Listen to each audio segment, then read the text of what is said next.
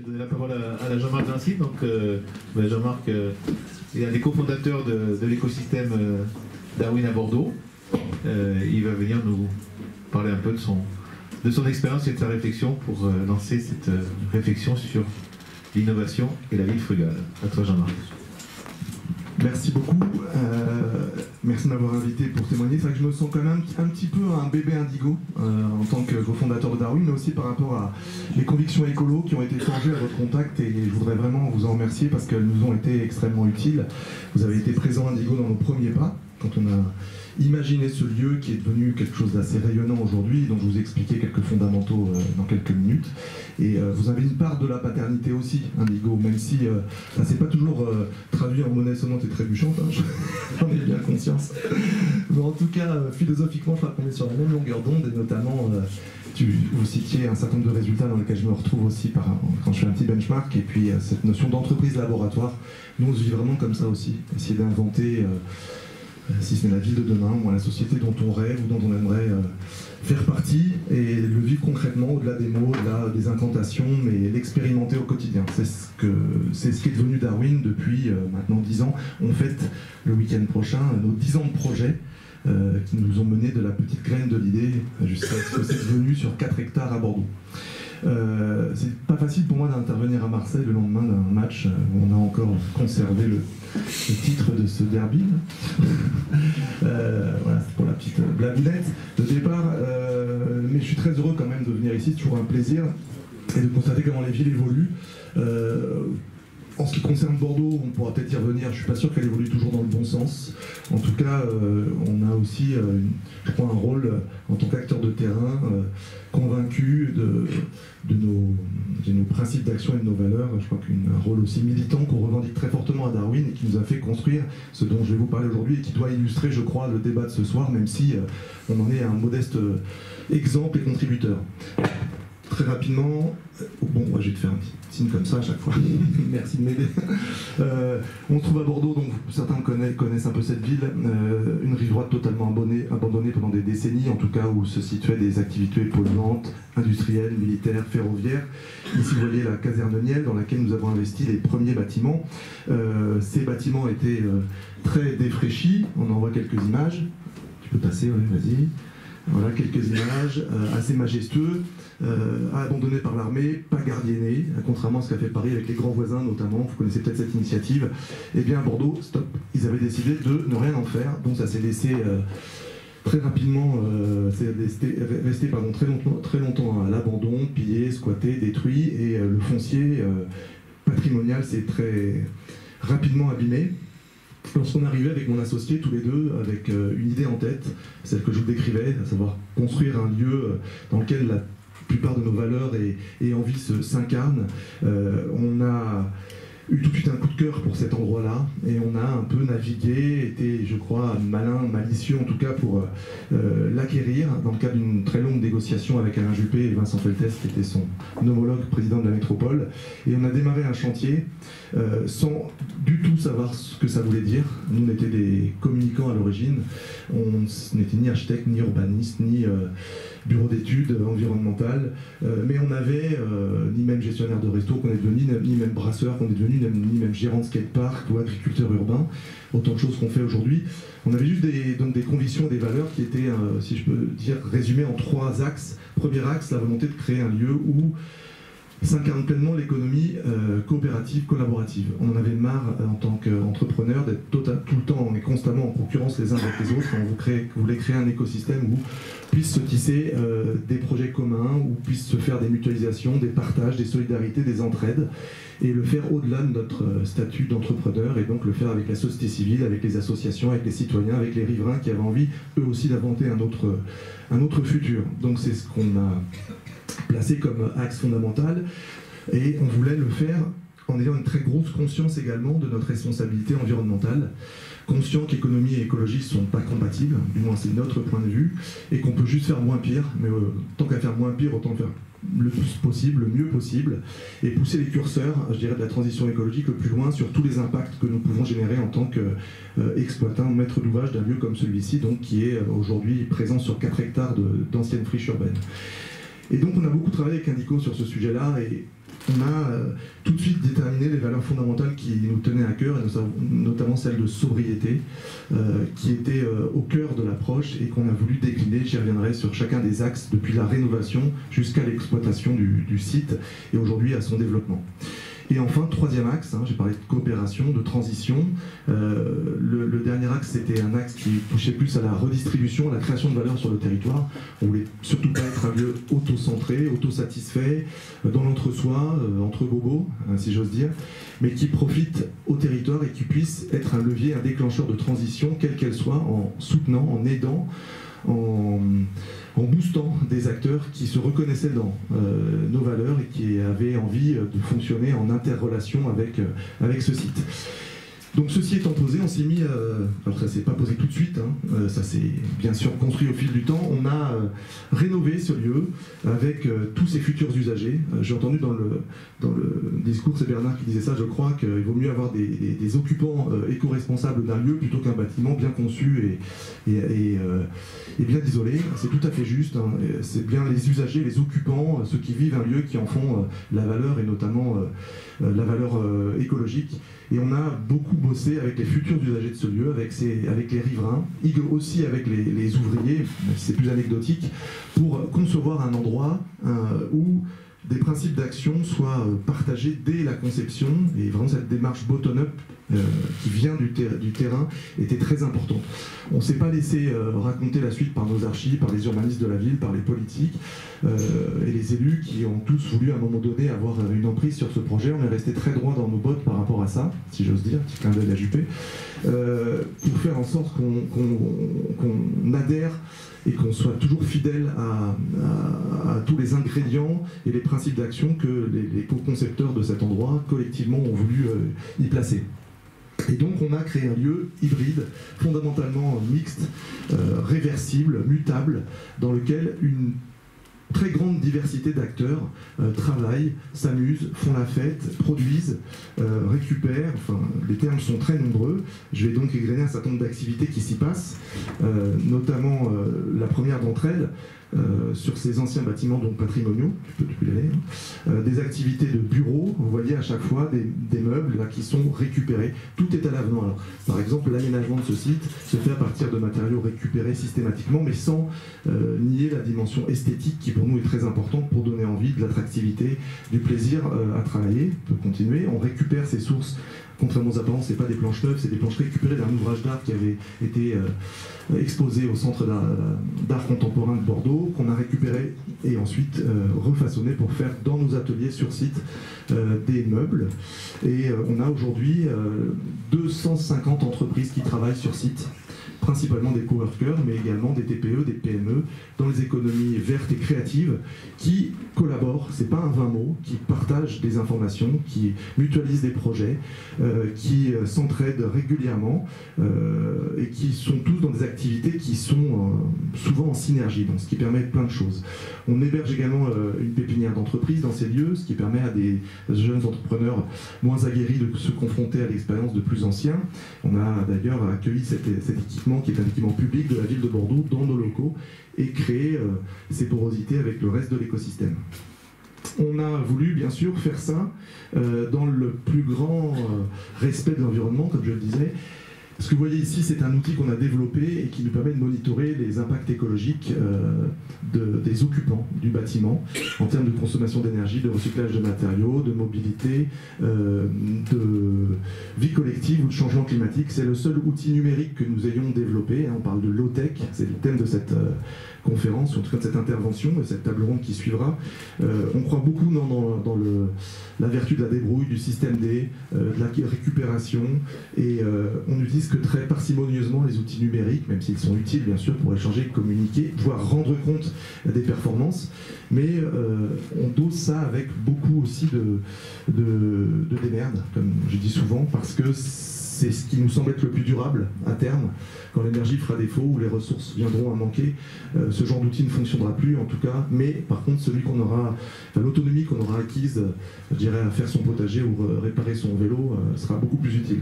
Bon, en attendant, on a des outils comme cela qui sont adaptés à notre lieu et qui permettent à chaque entreprise de savoir combien de gaz à effet de serre elle émet, combien de ses salariés viennent à vélo, c'est pas intrusif, hein, combien de déchets par catégorie sont recyclés par mois, de telle sorte d'être en phase avec les objectifs qu'on s'est fixés au départ et sans cesse corriger d'éventuelles dérives et rappeler à notre écosystème fait de 600 personnes qui travaillent chaque jour que cet enjeu est en permanence dans nos têtes. C'est une façon de stimuler, d'encourager, de faire vivre cette éco-responsabilité qui doit être permanente sur le site. On le fait aussi bien sûr par des sessions de collectifs de travail, hein, un peu comme chez Indigo, vous en faites beaucoup, des workshops, des World Café et tout un tas de techniques de gouvernance collective et collaborative que nous utilisons intensivement à l'échelle à la fois des entrepreneurs qui sont sur le site, mais de tous les acteurs, y compris associatifs, qui gravitent. Je vais passer vite.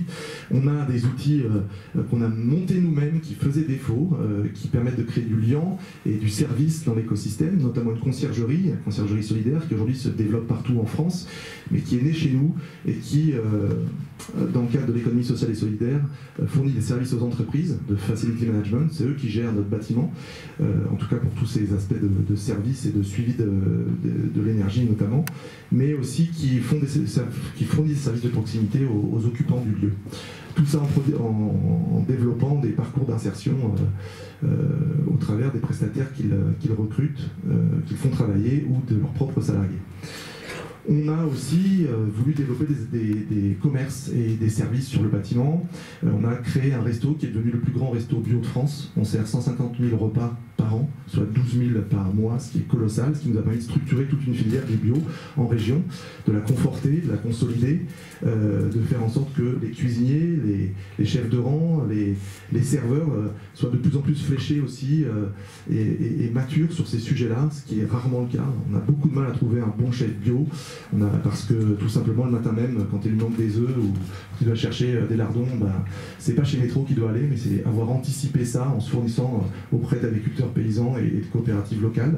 Bon, ça c'est très compliqué à faire, surtout quand vous devez produire 12 000 repas par mois. Mais on y est parvenu, donc ce resto on en est très fiers. Il est attenant à une épicerie, à une torréfaction aussi. Voilà les lieux à quoi il ressemble aujourd'hui. Voilà, épicerie, torréfaction, suivant c'est épicerie, voilà. Et puis on a continué l'aventure en récupérant d'autres bâtiments. Celui-là par exemple sur le bord de Garonne, à chaque fois je ne l'ai pas précisé, sur nos moyens propres, alors non pas qu'on soit des Américains avec les poches pleines, avec des fonds de pension derrière nous, mais en prenant du risque, en investissant avec des co-investisseurs qui partagent les mêmes valeurs et en mettant en place des business models qui tiennent la route et qui je dirais, sont autonomes de la puissance publique. On n'a reçu quasiment aucune subvention sur Darwin et on a fait sans les élus. Non pas par souci de déconnecter notre initiative à ce qui se passait sur le territoire, mais pour avoir les coups des franges, pour avancer à notre rythme, pour ne pas subir les inerties et pour pousser on va dire les curseurs de l'innovation le plus loin possible, ce qui est pas toujours simple quand on a affaire à des administrations. Donc ici, dans ce bâtiment qu'on a récupéré, on a créé des nouvelles activités, toujours dans le même état d'esprit. On a notamment fondé notre propre bière avec une brasserie dans laquelle on a investi qui aujourd'hui produit jusqu'à 5000 hectolitres de bière bio, locale, brassée uniquement à base d'énergie renouvelable, géothermie et électricité fournie par Enercop notamment. Enercop est notre seul fournisseur sur 100% du site, sur 4 hectares. Donc on est sorti du nucléaire à l'échelle intégrale de Darwin. Bientôt on sera sorti également des énergies fossiles, puisque, alors là on n'y est pour rien, mais la métropole développe un réseau de chaleur en géothermie sur toute la plaine rive droite, auquel on va enfin pouvoir se connecter. Bruno, tu te souviens qu'il y a 10 ans on réfléchissait déjà à comment construire notre chaudière alternative. Bon, à notre échelle c'était un peu compliqué, on a dû faire avec le gaz pendant trop longtemps, et là bientôt on va pouvoir passer à d'autres sujets.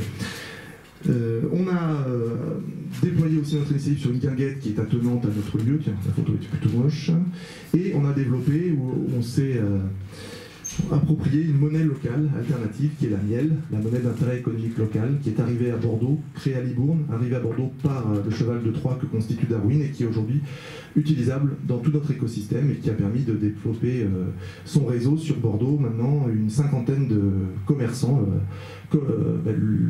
acceptent la miel, ce qui nous permet de consolider nos projets ensemble. Alors ça, il faut avancer, c'est très moche, mais c'est plus réel. Voilà. Sur les bâtiments qui nous font face, on a aussi répondu à un appel d'offres de la collectivité sur des bâtiments jumeaux au premier qu'on a réinvesti.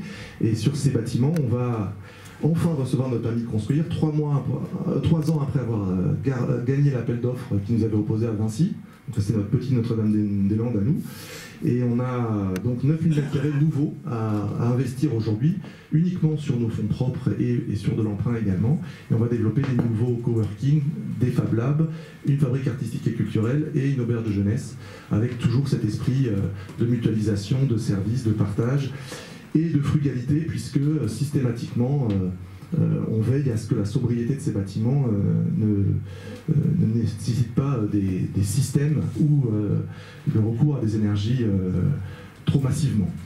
Notre bâtiment antérieur de 1850 et basse consommation d'énergie aujourd'hui, et chaque darwinien, comme on les appelle, qui y travaille, et ça c'est certifié par nos cabinets conseils et les énergéticiens qui ont travaillé avec nous, émet 5 fois moins de gaz à effet de serre qu'un autre salarié tertiaire qui travaillerait dans un bâtiment équivalent qui ne ferait pas les mêmes efforts. On l'obtient grâce à quoi? Grâce à toute cette démarche de recours à des énergies renouvelables qu'on peut avoir. On en produit aussi nous-mêmes. 25% de l'énergie de notre restaurant est produit par des panneaux photovoltaïques qui produisent une énergie qu'on autoconsomme. On est 65% à venir, c'est mieux que vous je crois, à venir en vélo, marche ou transport en commun, alors qu'on est très mal desservi par la métropole. Et on recycle à peu près 85% des déchets qu'on produit, notamment nos biodéchets. Là aussi, c'était un sujet très fort dans notre restaurant. 3 tonnes de biodéchets par mois. Il n'y avait pas de service sur le territoire qui nous permettait de les recycler en circuit court. Donc on a créé notre propre boîte, une entreprise d'insertion qui s'appelle les Détritivores, qui a créé 7 emplois et qui aujourd'hui collecte l'équivalent de 25 000 repas sur la métropole bordelaise et qui les composte sur des plateformes de proximité. Là aussi, cette notion de laboratoire, on se vit comme ça, c'est-à-dire à chaque fois qu'un service n'est pas disponible sur le territoire, ou en tout cas qu'il ne se rend pas dans une façon qui nous paraît satisfaisante, on le crée ou on le développe. C'était le cas de la brasserie, c'est le cas des Détritivores, et puis par exemple de ce resto-là. Et je parlais ensuite de la 3e axe de notre aventure, donc coopération, transition. Le 3e axe, c'était les alternatives. On a donc créé une fondation qui nous permet, alors ça c'est un projet futur d'habitat mutualisé qui se développera d'ici 1 an, mais toute cette valeur économique qu'on crée au travers de ces projets, ou toutes ces envies d'accompagner d'autres projets qui sont à nos abords et qui n'ont pas la même chance d'avoir accès au crédit, ou en tout cas un certain nombre de réseaux qui nous permettent d'avancer, on les soutient sur notre lieu grâce à une fondation qu'on a montée dans laquelle un certain nombre de partenaires ou nous-mêmes abondons, notamment par le biais de tous les événements qu'on fait. On fait 200 à 300 événements par an et chacun d'entre eux se voit appliquer une sorte d'impôt révolutionnaire qui nous permet de fonctionner 5 à 10% du chiffre d'affaires de cet événement pour abonder notre fondation qui, elle, va soutenir une 40aine de projets associatifs qui sont installés à nos abords dans la friche tant que cette friche était disponible. On avait des conventions d'occupation temporaire qui nous ont permis d'occuper ces lieux et de développer tout un tas d'activités, on peut aller vite. Du skate, donc là vous voyez un skatepark assez géant qui a été monté avec nos petits bras et des matériaux renouvelables, réemployés. 3500 adhérents aujourd'hui le fréquentent. On peut passer rapidement. Voilà, encore. On accueille des associations un peu ésotériques de roller derby, de bike polo, de nautisme doux sur la Garonne, sans moteur, des gens qui font du yoga, qui font du vélo. On a créé la plus grosse fête du vélo jamais faite à Bordeaux avec 7000 personnes. T'étais venu intervenir d'ailleurs, c'était un beau moment. On essaie de promouvoir à fond ce mode de déplacement et d'être un peu la mouche du coche de la collectivité quand les projets tardent à germer. On fait beaucoup d'expos, beaucoup d'événements en tout genre. des ateliers de récupération, de coopération autour du vélo, autour des vieilles voitures, beaucoup d'initiatives de solidarité, notamment avec Emmaüs, qui est très présent à nos côtés, dont vous voyez un bric-à-brac qui est installé chez nous, à Darwin.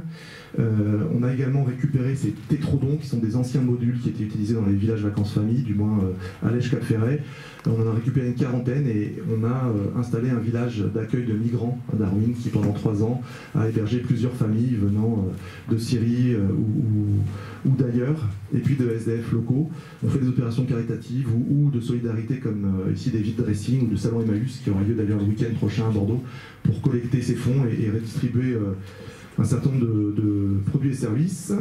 Et puis on s'en est lancé plus récemment, conscient de la nécessaire résilience des territoires dans des projets d'agriculture urbaine, projets qui passaient souvent sous les radars des collectivités, qui se préoccupent principalement de la ceinture verte et de la ceinture maraîchère autour de Bordeaux, mais qui avaient beaucoup de mal à percevoir l'intérêt que pouvaient avoir des initiatives permaculturelles, d'agroécologie, hors sol parfois, d'aquaponie, de compostage ou on va dire d'apiculture, qui pourtant cherchent à se développer sur le territoire mais qui ne trouvent jamais d'interlocuteur.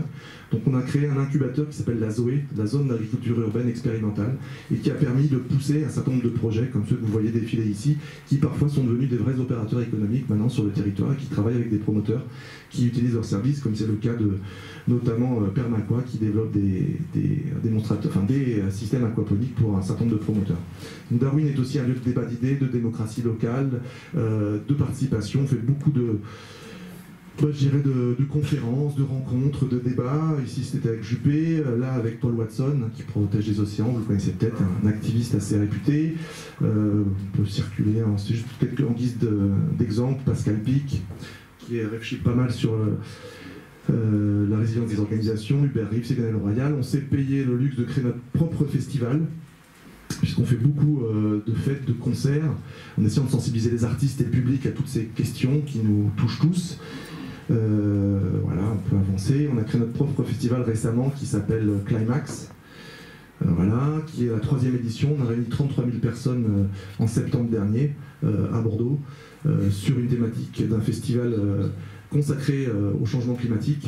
On a été, je crois, le premier festival 100% végétarien cette année. Ce qui n'était pas évident à cette échelle-là. Il a fallu faire monter en compétence les food trucks, les restaurateurs, expliquer aux festivaliers la raison de tout ça.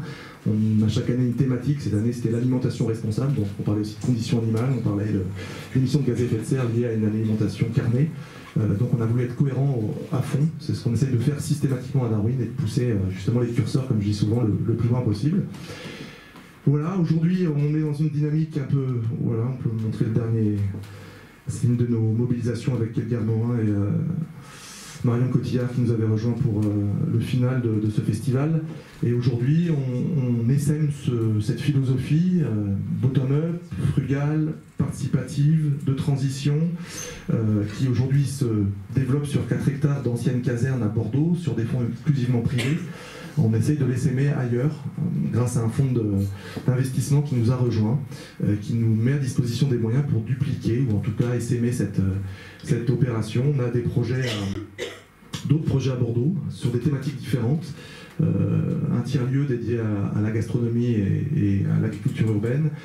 Un autre en milieu rural qui a vocation à devenir un village en transition. On a loupé un projet à Toulouse, dans l'ancien Crous, où on aurait pu faire des choses chouettes au niveau de la vie étudiante, mais ça a loupé. Et puis on est beaucoup sollicité par des élus comme ça qui viennent nous voir et qui aimeraient qu'on puisse s'engager à leur côté sur du patrimoine qu'ils détiennent et qui est en manque de réactivation, et dans lesquels un certain nombre d'acteurs souhaitent investir les locaux. Donc on a acquis une certaine compétence d'ensemblier un peu particulier, avec une très forte conscience environnementale, et c'est des choses qui sont aujourd'hui qui suscitent la curiosité, qui parfois permettent de déclencher des projets ailleurs. Donc c'est notre nouvelle aventure après 10 ans, c'est celle d'essaimer un peu ce concept-là. Et j'en ai fini, j'espère que j'ai illustré un peu le propos comme tu le souhaitais. Merci.